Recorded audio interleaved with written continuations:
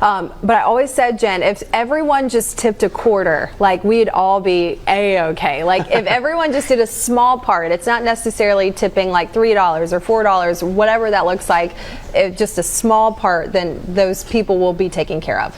I have one more comment. That's fine. We've heard us talk about this before. If you watch the show a lot, you've heard our conversation before. I would like to hear from some people who are in the jobs now where tips aren't usually expected, but it has become.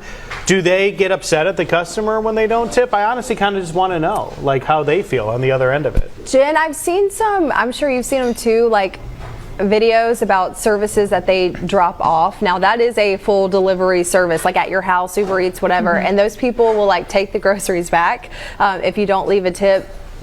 Lots of people have different emotions, and hopefully everyone's just kind about it. Well, I quit a job in college because of it. Really? I worked in an ice cream shop, and we had the iPad tipping to where when you tell them to pay, they can automatically do it. And it was great because at the end of the night, I was getting $6.25 an hour, but I was getting tips. So I was walking away with $80 at the end of the night for ice cream shop.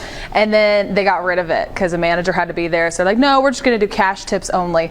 And I was barely making $7.25 an hour with it. I was just barely getting there, and I was like, no, this isn't worth it anymore. Yeah. So I ended up quitting that one just because it wasn't worth it to me. But recently I went to a grocery store-esque kind of place, and I was asked to tip on the groceries. What? Yeah. See, that's... Yeah. Is that local? It wasn't local. It was not local. local? It was more, it was near Nashville. Yeah. And so that's where it was. But I was asked to tip at the end of the groceries. I don't know. No. Ooh, I need to tip myself if I'm doing self-checkout. I'll give myself a tip. Give yourself a tip. That's exactly right. But not for me. But as you talk more about your forecast, also not for me is going to be what we're experiencing heading into today. It's not the prettiest look out there. We're really just starting to see some of those gray, gloomy skies, increased showers just closer towards the Mississippi River. And as we make our way into the rest of today, we're going to be experiencing the potential for more of those stronger storms. Our timing, especially coming into the overnight hours. Now we really start to see some of that cloud cover on the rise as we get closer heading into this late morning. But a live view outside right now from our Battleship Memorial Park. Still some breezy winds out of the south. Luckily the visibility is starting to look a lot better over downtown Mobile, but it's gray, it's gloomy, and it is muggy. Dew points resting in the upper 60s, temperatures in the mid 70s. It's not feeling the best out there. Here's a look at the visibility. Slowly beginning to see improvements, especially closer towards Gulf Shores and Pensacola.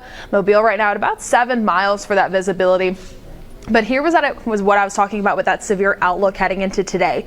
Areas further up towards the north, especially closer towards Cincinnati, northern Kentucky, and that 4 out of 5 risk zone for strong to severe storms. We're talking about the potential for long track tornadoes. So we'll be staying updated with their forecast as we make our way closer into today.